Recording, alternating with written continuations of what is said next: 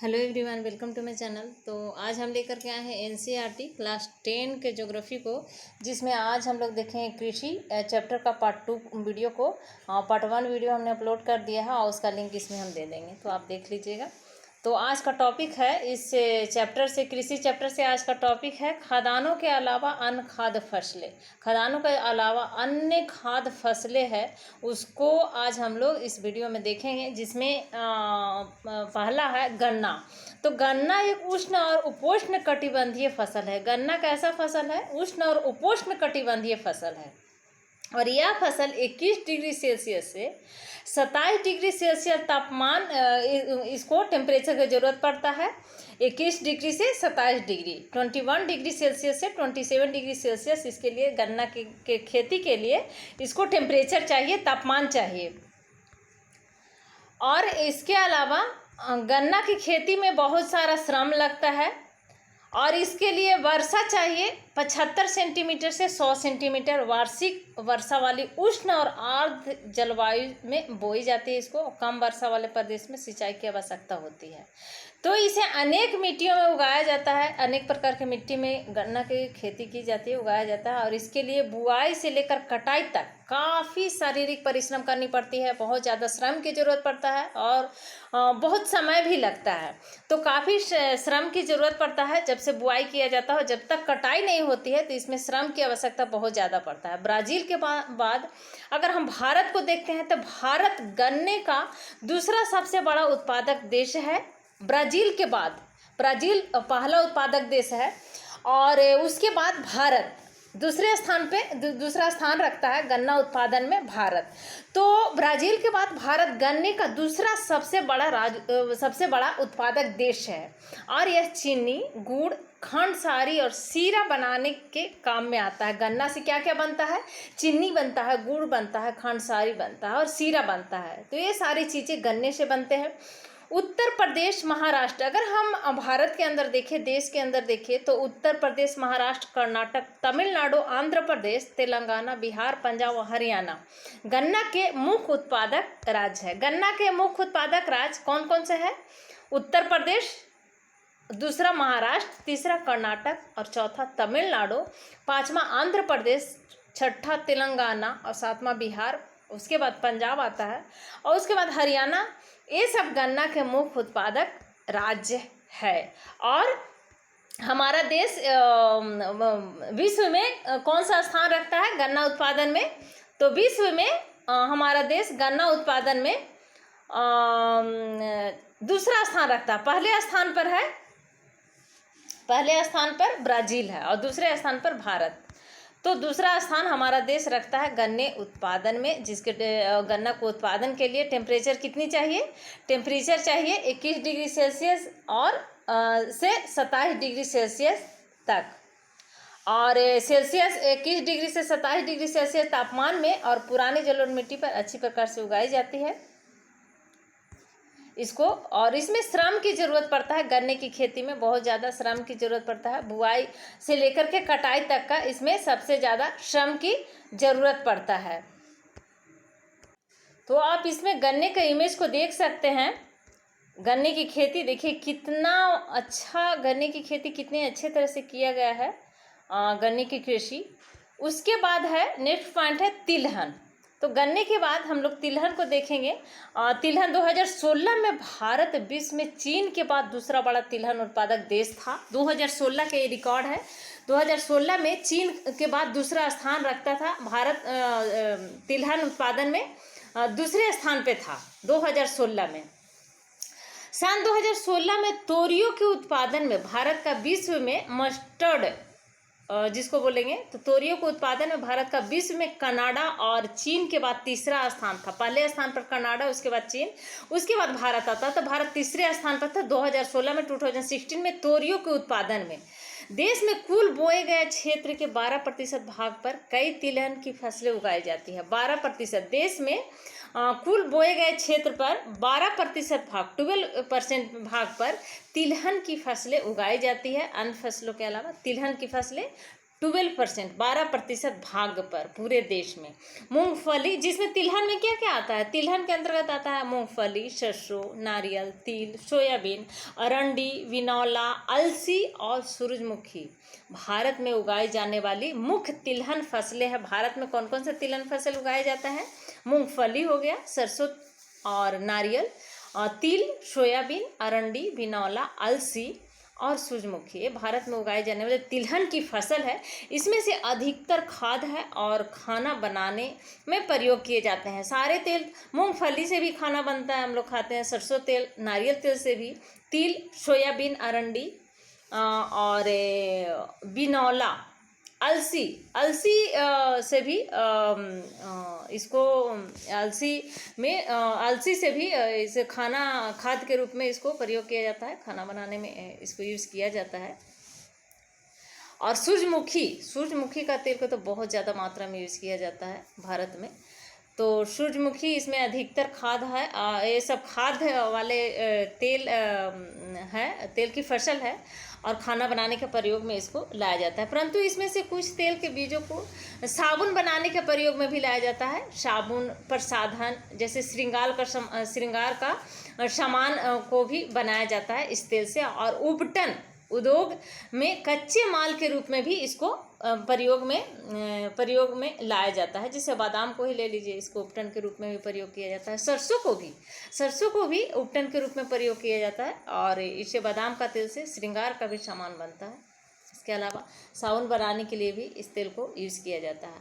मूंगफली खरीफ की फसल है तथा देश में मुख्य तिलहनों में से कुल उत्पादन का आधा भाग इसी फसल से मिलता है। मूंगफली खरीफ की फसल है। हमने इससे पहले वाले वीडियो में खरीफ, रबी फसल और जायद फसल को हम लोगों ने डिटेल में देखा था, उसको पढ़ा था। तो मूंगफली एक खरीफ की फसल है तथा देश में मुख्य तिलहनों के कुल उत्पादन का आधा भाग इसी फसले से, मूंगफली की फसल से ही प्राप्त होता है। और गुजरात मूंगफली का प्रमुख उत्पादक राज्य है। गुजरात में मूंगफली बहुत ज़्यादा उत्पादन किया जाता है, तो प्रमुख उत्पादक राज्य है गुजरात मूंगफली के उत्पादन में। और इसके अतिरिक्त राजस्थान, आंध्र प्रदेश मूंगफली के अन्य प्रमुख उत्पादक राज्य भी है। 2016 और 17 के रिकॉर्ड में इसको मूंगफली, आंध्र प्रदेश और मूंगफली और राजस्थान और आंध्र प्रदेश मूंगफली के अन्य उत्पादक राज्य और प्रमुख उत्पादक राज्य 2016 और 17 का रिकॉर्ड में गुजरात शीर्ष स्थान पे अपना स्थान रखता है, शीर्ष पर। अलसी और सरसों रबी की फसलें हैं, मूंगफली खरीफ की फसलें, अलसी और सरसों रबी की फसलें हैं। तिल उत्तरी भारत में खरीफ की फसल है, उत्तरी भारत में खरीफ की फसल और दक्षिणी भारत में रबी की फसल है तिल। अरंडी खरीफ और रबी दोनों होता है। इसको खरीफ फसल और रबी फसल दोनों के अंतर्गत रखा गया अरंडी को।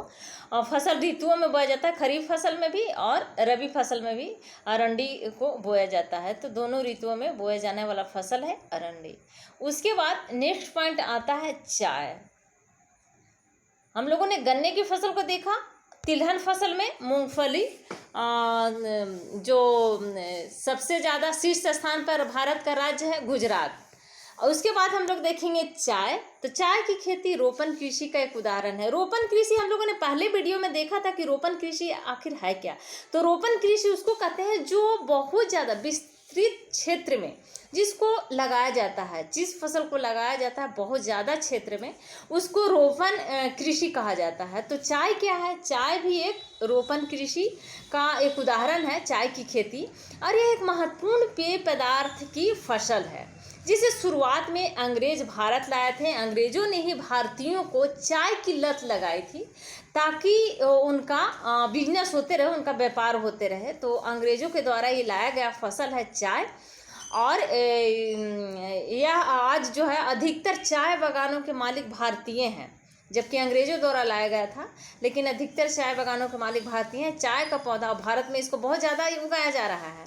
चाय का पौधा उष्ण और उपोष्ण कटिबंधीय जलवायु, ह्यूमस और जीवांश युक्त गहरी मिट्टी तथा सुगम जल निकास वाले ढलवा क्षेत्र में, पहाड़ी इलाके में, पहाड़ी क्षेत्र में इसको सीढ़ीनुमा खेती जिसको बोलते हैं ना, तो उसी क्षेत्र में इसको किया जाता है। और ढलवा क्षेत्र में भली भांति इसको उगाया जाता है। और चाय की झाड़ियों को उगाने के लिए वर्ष भर उष्ण, नम और पाला रहित जलवायु की आवश्यकता होती है। वर्ष भर समान रूप से होने वाली वर्षा की बौछारें इनकी कोमल पत्तियों के विकास में सहायक होती है। चाय एक श्रम सघन उद्योग है, श्रम सघन उद्योग है, इसमें श्रम की बहुत ज़्यादा ज़रूरत पड़ती है। चाय की फसल उगाने में, चाय की कृषि में श्रम की ज़रूरत पड़ता है, तो श्रम सघन उद्योग है। चाय क्या है? श्रम सघन उद्योग है। इसके लिए प्रचुर मात्रा में सस्ता और कुशल श्रमिक चाहिए। चाय की फसल, चाय की खेती के लिए सस्ते मात्रा में, क्योंकि श्रम की ज़रूरत बहुत ज़्यादा पड़ता है, तो इसके लिए सस्ता और कुशल श्रम चाहिए, तभी चाय की खेती अच्छी तरह से उसको बेनिफिट मिलता है चाय की खेती करने वालों को। और इसकी ताजगी बनाए रखने के लिए चाय की पत्तियां बागान में ही संसाधित की जाती है। चाय के मुख्य उत्पादक क्षेत्रों में हो गया असम, भारत में असम में, और पश्चिमी बंगाल में, और दार्जिलिंग और जलपाईगुड़ी जिले की पहाड़ियाँ तमिलनाडु और केरल में है। चाय की फसल कहाँ उगाया जाता है? सबसे पहला तो असम हो गया, फिर पश्चिम बंगाल में भी, पश्चिम बंगाल में दार्जिलिंग और जलपाईगुड़ी जिले की पहाड़ियाँ में उगाई जाती है इसको। तब इसके अलावा तमिलनाडु और केरल में भी चाय की खेती की जाती है। तो इसके अलावा हिमाचल प्रदेश में भी, हिमाचल प्रदेश, उत्तराखंड, मेघालय, आंध्र प्रदेश और त्रिपुरा, इन राज्यों में भी चाय की कृषि की जाती है, चाय की खेती की जाती है। सन 2016 में भारत विश्व में चीन के बाद दूसरा बड़ा चाय उत्पादक देश था।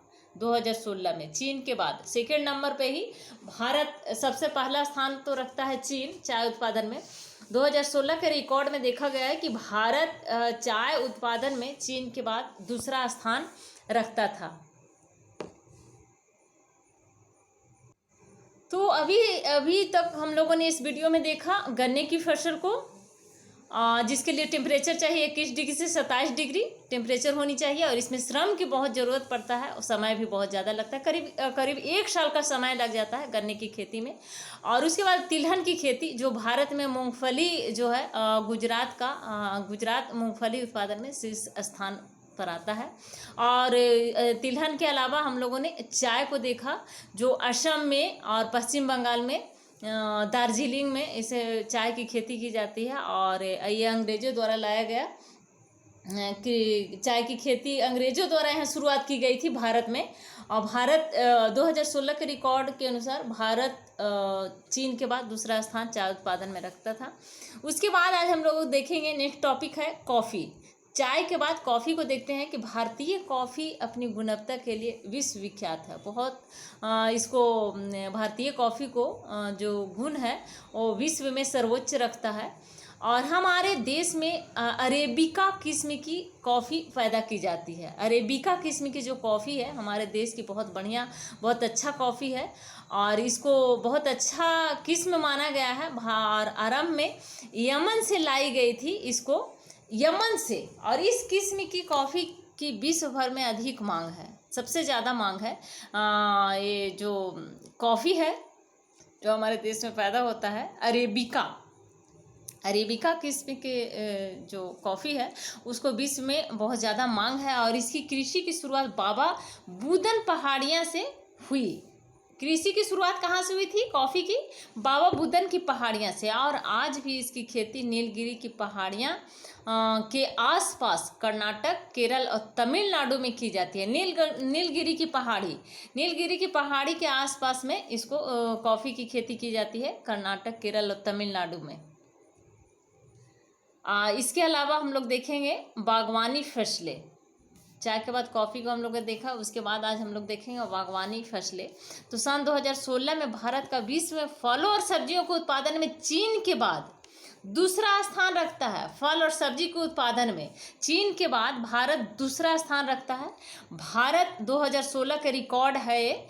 और भारत उष्ण और शीतोष्ण कटिबंधीय दोनों ही प्रकार के फलों को उत्पादन करता है। उष्ण कटिबंधीय फल को भी और शीतोष्ण कटिबंधीय, कहने का मतलब यह है कि गर्मी के मौसम वाला जो फल होता है समर सीजन का, जो फल मिलता है समर सीजन में, तो उस प्रकार का समर सीजन का भी फल उत्पादन करता है, और विंटर सीजन का भी। तो उष्ण कटिबंधीय और शीतोष्ण कटिबंधीय दोनों कटिबंध में फलों का उत्पादन करता है भारतीय फलों, जिनमें महाराष्ट्र, आंध्र प्रदेश, तेलंगाना, उत्तर प्रदेश, पश्चिम बंगाल के आम, नागपुर और चेरापूंजी मेघालय के संतरे, केरल, मिजोरम, महाराष्ट्र और तमिलनाडु के केले, उत्तर प्रदेश और बिहार की लीची, बिहार की लीची तो फेमस है, तो बिहार की लीची, मेघालय के अनानास, और मेघालय के फेमस क्या है फ्रूट, अनानास है।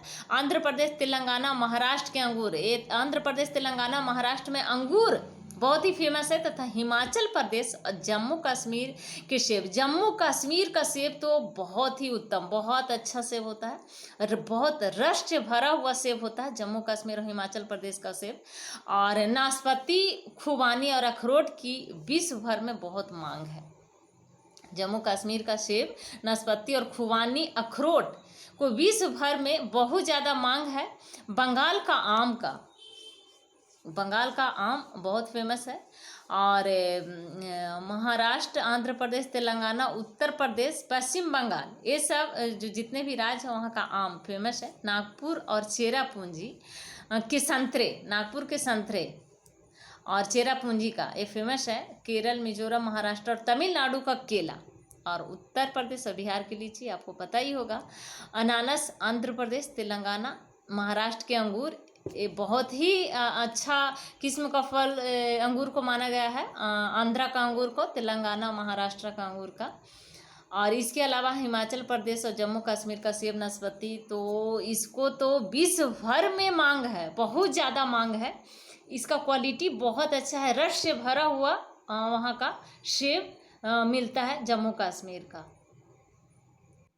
तो आप इमेज को देख सकते हैं, अखरोट, इसके बाद सेब और अनार, ये तीनों को फसल को आप देख सकते हैं इस इमेज के द्वारा।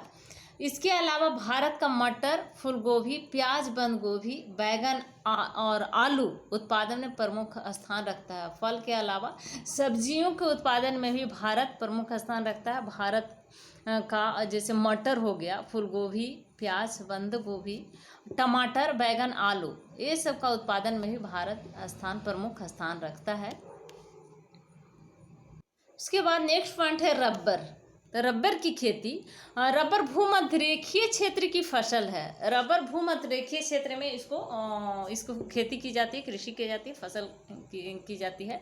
विशेष परिस्थितियों में उष्ण और उपोष्ण क्षेत्रों में भी इसको उगाई जाती है, और इसको 200 सेंटीमीटर से अधिक वर्षा और 25 डिग्री सेल्सियस से अधिक तापमान वाली नमी चाहिए। इसको 200 सेंटीमीटर का वर्षा चाहिए और तापमान 25 डिग्री सेल्सियस और आर्द्र जलवायु की आवश्यकता होती है रबर की खेती के लिए। रबर एक महत्वपूर्ण कच्चा माल है जो उद्योगों में प्रयुक्त होता है, और इसे मुख्य रूप से केरल, तमिलनाडु, कर्नाटक, अंडमान निकोबार द्वीप समूह और मेघालय में गारो पहाड़ियों में उगाया जाता है। रबर की खेती मेघालय की गारो पहाड़ियों में उगाया जाता है। इसके अलावा अंडमान निकोबार द्वीप समूह और मेघालय की गारो पहाड़ियाँ, कर्नाटका में भी, तमिलनाडु, केरल सब में रबर की खेती मुख्य रूप से की जाती है। रबर की खेती कच्चा माल है ये रबर, और इसको उद्योग में प्रयुक्त किया जाता है, प्रयोग में। इसके बाद नेक्स्ट पॉइंट है रेशेदार फसलें। तो रेशेदार फसल में हो गया कपास, जूट, सन और प्राकृतिक रेशम। भारत में उगाए जाने वाली 4 प्रमुख रेशेदार फसलें हैं। कौन कौन सा रेशेदार फसल है जो भारत में उगाया जाता है? तो कपास हो गया पहला, दूसरा जूट, तीसरा सन और चौथा प्राकृतिक रेशम। तो ये 4 फसल जो भारत में उगाया जाता है, ये चारों रेशेदार फसल हैं, और इनमें से पहली 3 मिट्टी में फसल उगाने से प्राप्त होती है। जो पहली कपास, जूट, सन, ये सब मिट्टी में उगाया जाता है, और चौथा जो रेशम के कीड़े, चौथा जो प्राकृतिक रेशम है, रेशम के कीड़े के कोकून से प्राप्त होता है। प्राकृतिक रेशम के कीड़े जो होते हैं उसके कोकून से प्राप्त होता है ये प्राकृतिक रेशम। बाकी कपास, जूट, सन, इसको मिट्टी में उगाया जाता है। इसके बाद नेक्स्ट पॉइंट है कपास। तो कपास भारत को कपास के पौधे का मूल स्थान रखा जाता है। सूती कपड़ा उद्योग में कपास एक मुख्य कच्चा माल है। सूती वस्त्र कपास से ही बनाया जाता है और एक कच्चा माल है। कच्चे माल के रूप में कपास को प्राप्त किया जाता है और इसे सूती वस्त्र का उत्पादन किया जाता है। और कपास उत्पादन है भारत का विश्व में चीन के बाद दूसरा स्थान रखता है। करीब करीब देखिए, चीन के बाद दूसरे स्थान पर भारत बहुत सारे फसल में, फल सब्जियों में भी, तिलहन में भी और गन्ना उत्पादन में भी देखा जा रहा है कि चीन के बाद दूसरे स्थान रखता है भारत। और 2016 के रिकॉर्ड के अनुसार दूसरे स्थान पर आता है। कपास उत्पादन में भी दक्कन पठार के शुष्कतर भागों में काली मिट्टी कपास उत्पादन के लिए उपयुक्त माने जाते हैं। इस जैसे गुजरात में इसको, इसीलिए गुजरात में काली मिट्टी है तो वहाँ पे कपास की खेती की जाती है। तो काली मिट्टी बहुत ही उपयुक्त होता है कपास की खेती के लिए। और इस फसल को उगाने के लिए उच्च तापमान चाहिए, हल्की वर्षा, टेम्परेचर हाई चाहिए और हल्की वर्षा या फिर सिंचाई 210 पाला रहित दिन और खिली धूप की आवश्यकता होती है। यह खरीफ की फसल है। खरीफ की फसल है कपास की फसल, खरीफ फसल के अंतर्गत आता है। और इसे कपास की फसल और इसे पककर तैयार होने में 6 से 8 महीने लग जाते हैं। कपास की खेती को पूरा होने में इसका समय 6 से 8 महीना लगता है। महाराष्ट्र, गुजरात, मध्य प्रदेश, कर्नाटक, आंध्र प्रदेश, तेलंगाना, तमिलनाडु, पंजाब, हरियाणा और उत्तर प्रदेश कपास की खेती के लिए खेती का मुख्य उत्पादक ये राज्य है। जो सबसे ज़्यादा महाराष्ट्र, गुजरात में होता है। मध्य प्रदेश, कर्नाटक, इसके अलावा आंध्र प्रदेश में भी, तेलंगाना, तमिलनाडु में भी होता है। पंजाब, हरियाणा और उत्तर प्रदेश कपास का मुख्य राज्य है उत्पादक कपास उत्पादन में। उसके बाद नेक्स्ट पॉइंट है जूट।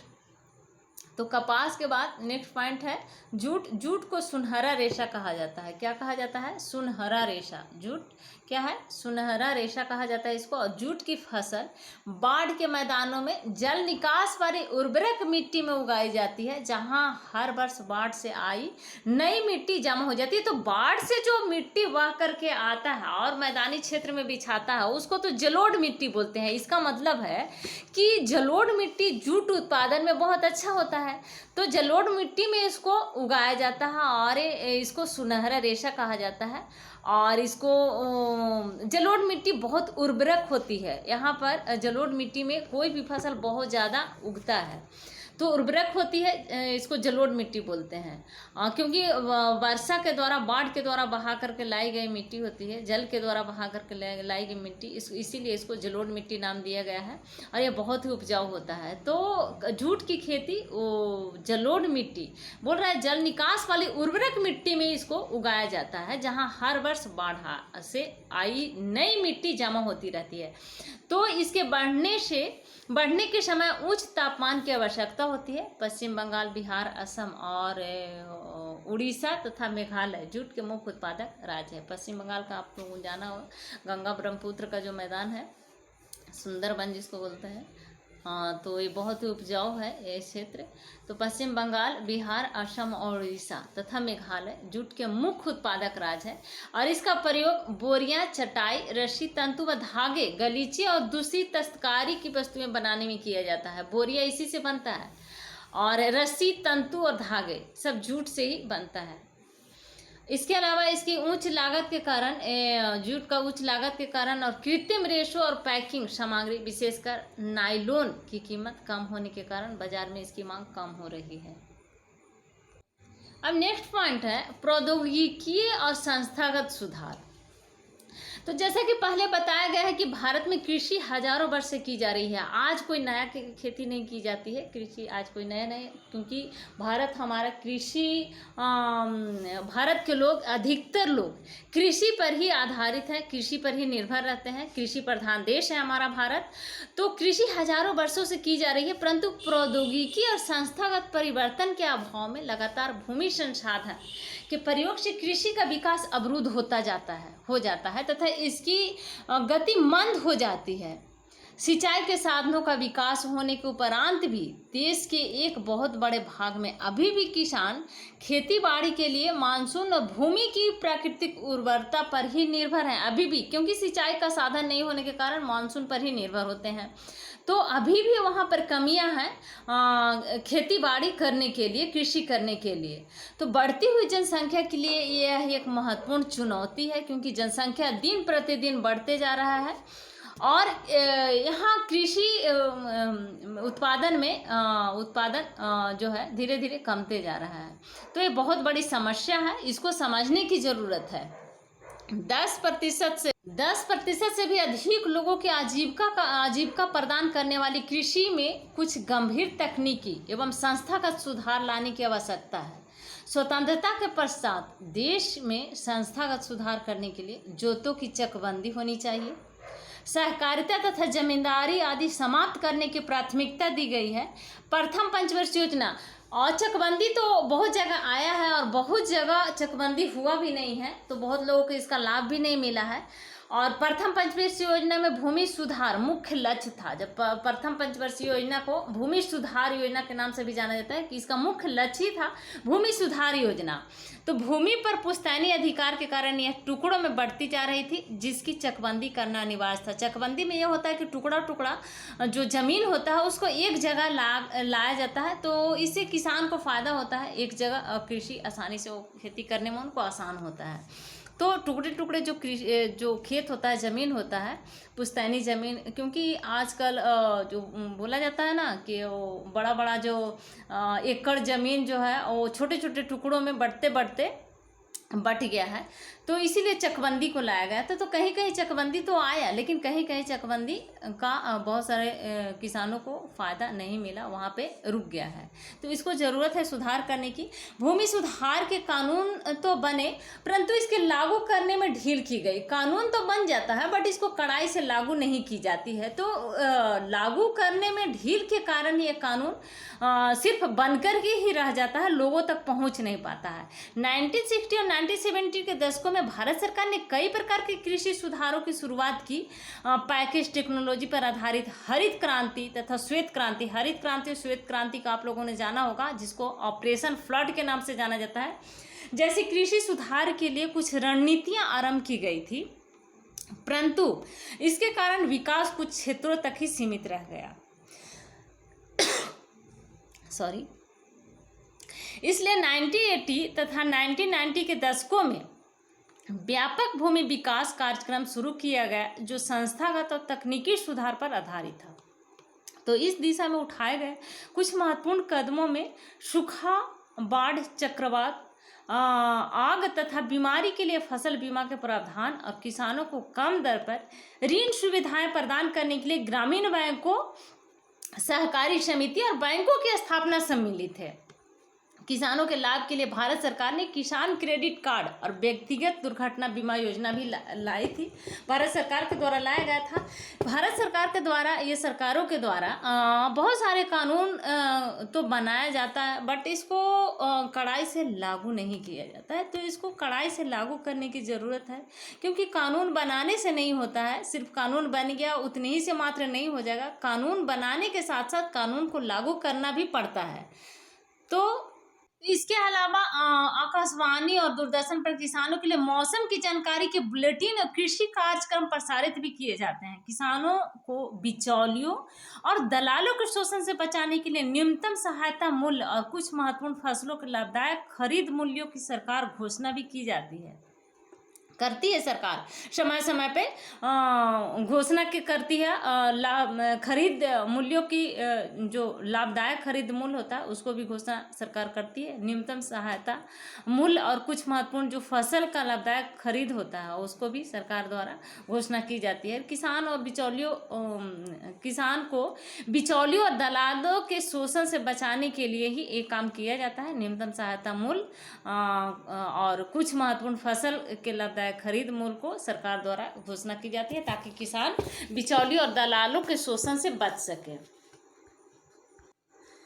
तो भूदान ग्रामदान, भूदान आंदोलन के नाम आप लोगों ने सुना होगा। जो विनोबा भावे, मुख्य रूप से विनोबा भावे थे इस आंदोलन में बहुत ही अग्रेसिव रहे।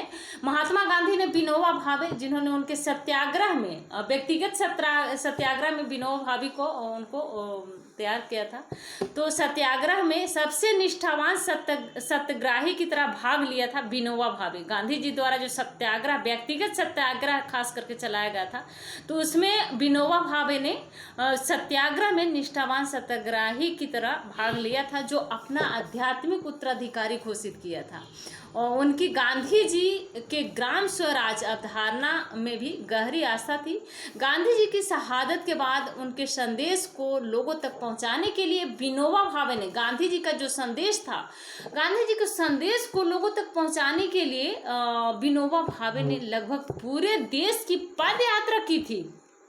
एक बार जब वे आंध्र प्रदेश में एक गांव पोचमपल्ली में बोल रहे थे, तो कुछ भूमिहीन गरीब ग्रामीणों ने उनसे अपने आर्थिक भरण पोषण के लिए कुछ भूमि भी मांगी थी। और विनोबा भावे ने उनसे तुरंत कोई वादा तो नहीं किया, परंतु उनको आश्वासन दिया कि यदि वे सहकारी खेती करें तो वे भारत सरकार से बात करके उनके लिए ज़मीन मुहैया करवाएंगे। और उन्होंने भरपूर इसका प्रयास भी किया, उन्होंने ज़मीन भी दिलवाया विनोबा भावे ने, और उन्हीं के द्वारा ये आंदोलन चलाया गया था, भूमि आंदोलन। अचानक श्री रामचंद्र रेड्डी उठ खड़े हुए और उन्होंने 80 भूमिहीन ग्रामीणों को 80 एकड़ भूमि बांटने की पेशकश की। इसे भूदान के नाम से भी जाना जाता है। बाद में विनोबा भावे ने यात्राएं की और अपना यह विचार पूरे भारत में फैलाया। कुछ जमींदारों ने, जो अनेक गांवों के मालिक थे, भूमिहीनों को पूरा गांव देने की पेशकश भी की। ऐसे ग्राम दान कहा गया। परंतु कुछ जमींदारों ने तो भूमि सीमा कानून से बचने के लिए अपने भूमि का एक हिस्सा दान किया था। विनोबा भावे द्वारा शुरू किए गए भू आंदोलन या फिर ग्राम आंदोलन जिसको बोलते हैं, रक्तहीन क्रांति के नाम इसको दिया गया। रक्तहीन क्रांति के नाम से जाना जाता है। तो आइए हम कृषि पर एक नज़र डालते हैं कि कृषि एक सकल घरेलू उत्पाद में घटता अंश गंभीर चिंता का विषय है, क्योंकि कृषि में कमी, कृषि में किसी भी प्रकार की गिरावट और प्रगति रोध अर्थव्यवस्था के अन्य क्षेत्रों में गिरावट लाएंगे। अगर कृषि में गिरावट आती है तो और जो अर्थव्यवस्था है उसमें गिरावट आ जाएगी, जो समाज के लिए व्यापक निहितार्थ है, समाज के लिए अच्छा नहीं है। कृषि के महत्व को समझते हुए भारत सरकार ने इसके आधुनिकीकरण के लिए भरसक प्रयास किए हैं। भारतीय कृषि में सुधार के लिए भारतीय कृषि अनुसंधान सेवाएं और पशु प्रजनन केंद्र की स्थापना, जैसे कृषि विश्वविद्यालय की स्थापना, पशु चिकित्सा सेवाएं, पशु प्रजनन केंद्र की स्थापना, बागवानी विकास, मौसम संबंधी मौसम विज्ञान और मौसम के पूर्वानुमान के क्षेत्र में अनुसंधान और विकास को वरीयता भी दी गई है सरकार के द्वारा।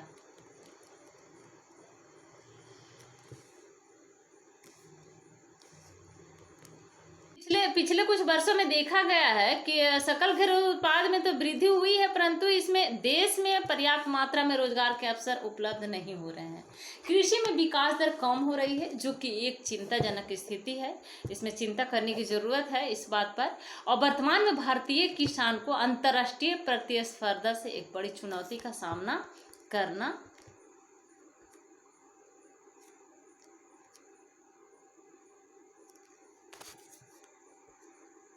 अब नेक्स्ट पॉइंट है कृषि के राष्ट्रीय अर्थव्यवस्था, रोजगार और उत्पादन में योगदान। तो कृषि भारतीय अर्थव्यवस्था की रीढ़ की हड्डी रही है। सकल घरेलू उत्पाद में कृषि के योगदान का अनुपात 1951 से लगातार घटने के उपरांत भी यह 2010-11 में देश की लगभग 52% जनसंख्या के लिए रोजगार आजीविका के साधन थी, जो अब घट रहा है। तो इस पे ध्यान देने की जरूरत है। चिंताजनक